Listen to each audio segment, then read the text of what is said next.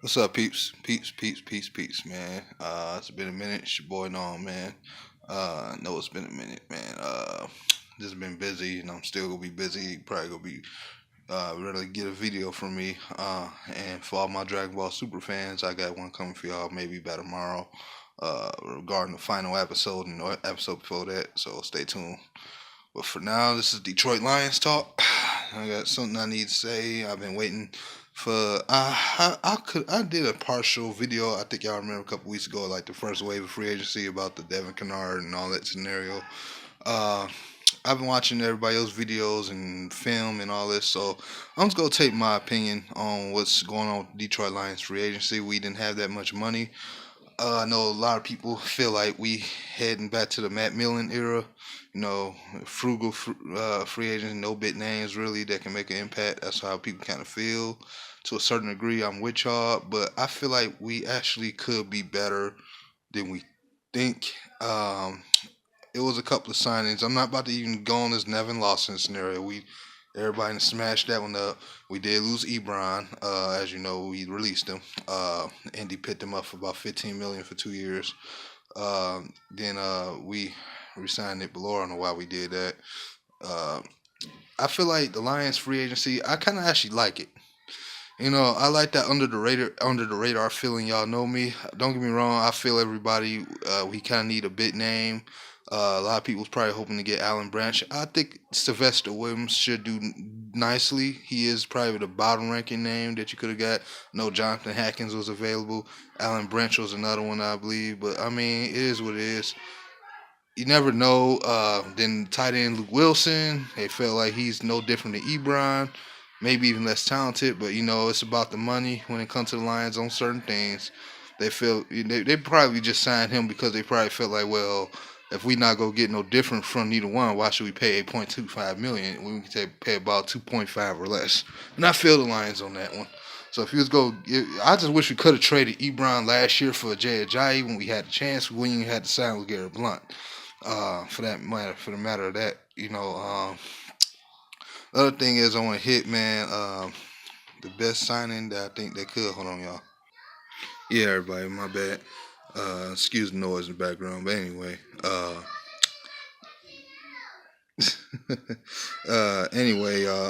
I got three free agents on the list that I'm gonna explain what the Lions did.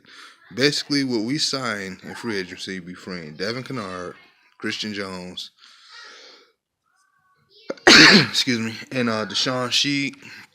I really like that pick because he doesn't let too many yards get after the catch, and then he's very physical guy who can hang with the big physical receiver. So kind of good to have him here.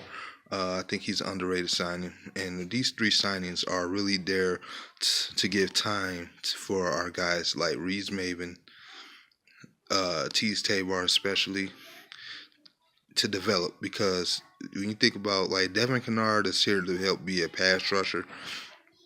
Some Reeves Maven can also do and Jared Davis both, but see Reeves Maven is probably slow to develop. He's going to at least take 2 years. Same with Tease Tabar. I think it's going to at least take them 2 years before you can really see it. So what we got was a bunch of guys who basically can kind of do what they're going to be able to do, but probably not as talented as the guys we drafted. You know what I'm saying? So it gives us time. That's what the Lions went out and did. So these guys are expected to come in and play big roles. When you think about Christian Jones, I compare him more with Reeves Maven because he had to deal with our running backs out the backfield, pass catching out the backfield a lot. So you could say a little bit somewhat of the coverage, making those big inside impact hits, tackling against the run, chasing people down. Probably had to do a lot of that. So that's kind of what Reese Maven could end up potentially do, but even better at coverage probably be able to hold the ball with his speed. So, but right now Reese Maven's developing. Tease Tabar. Although Tease Tabar to me is more talented than Deshaun Sheet, that doesn't still. He's a lot more physical than he's underrated when it comes to physicality and tackles, and he has a nice size. But he's just right now developing. He's kind of slow, you can tell a little bit, but he's very smart. Sean Shee is a bit physical hitter. He's not really a ball hawk, but he's a guy that we couldn't really need in the secondary that can definitely help it out, especially if these young guys start really coming along. I'm thinking they're going to push Nevin Lawson to a nickel spot, so probably a backup role. That's probably why they did that. We went ahead and re-signed him. You like him or not, it is what it is. LeGarrette Blount, he's there. I think we should still get a running back early second round, no later than third round. That first round pick, guys, and this is a bit spoiler alert. I'm going to say one or three. We're going in this. It don't have to necessarily be in this order.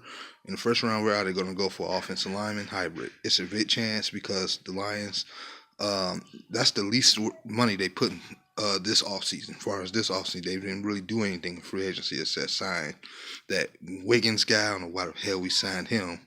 And notice for a fact, guys, they did not re-sign. So far, I haven't heard anything about Travis Swanson. I didn't hear about him being re-signed. I'm not sure if they gave him an option under the table last year. I'm not sure. They haven't reported anything. I'm not sure if I think his rookie contract should be up because he's a third round pick. He doesn't get that fifth year option, so his contract should be up. I didn't hear anything about him being re-signed for the center spot. It sounds like they're going to push Glasgow. So if the Lions are going to do what I think they're going to do, why they had two solid veterans there, for the most part, they can stay healthy. My thing is, they probably are going to draft like a left guard, left tackle hybrid kind of player who can play and take over the left side where Glasgow was at, so Glasgow can move to center. And I can understand why they would do that. That's just who I feel they're going to. I don't know name in particular, but I think they're going to go that route in the first round of this draft. I think they're going offensive lineman because, again, if you know the way Bob Quinn drafts, he drafts in a way of like a map or a puzzle. So he goes in free agency. He fills as many positions he can possibly fill, and then he goes and draft in the first round the least position that he put in effort to. That's why I feel like offensive lineman is the first one he's going to go after. For a while, everybody kept feeling defensive tackle. It changed to defensive tackle, but I was waiting like a smart person to the second wave of free agency.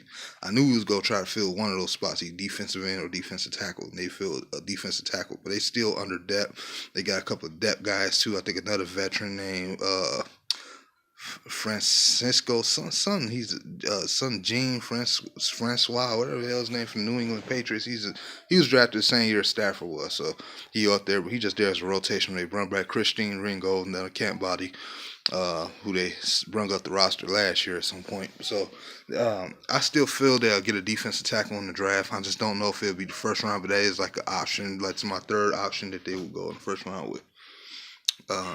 And then my second option, too, I meant to tell y'all, will be defensive end, outside linebacker hybrid. And the reason is because of Matt Patricia, his defense style. He's not just going to lean on one style. You know what I'm saying? That's why I figured he might go that in the first round as well. Somebody who could be a pass rush specialist because, at times we may be a 3-4. And what we have to understand is in 3-4, you're going to have two pass rushing linebackers along with the three men up front. Sorry about the noise in the background again, but yeah, he might get another pass rushing defensive end linebacker hybrid that can really get after the quarterback as a linebacker and help make tackles along with the other guys that we have at the linebacker spot. And that's why I say that could be an option in the first round. I'm going to come out with videos every now and then, mock drafts until the draft gets here, for who I think we might draft in the first round. Not necessarily by name. I'm not good with names. I'll give you guys a mock draft maybe tomorrow for 3 rounds.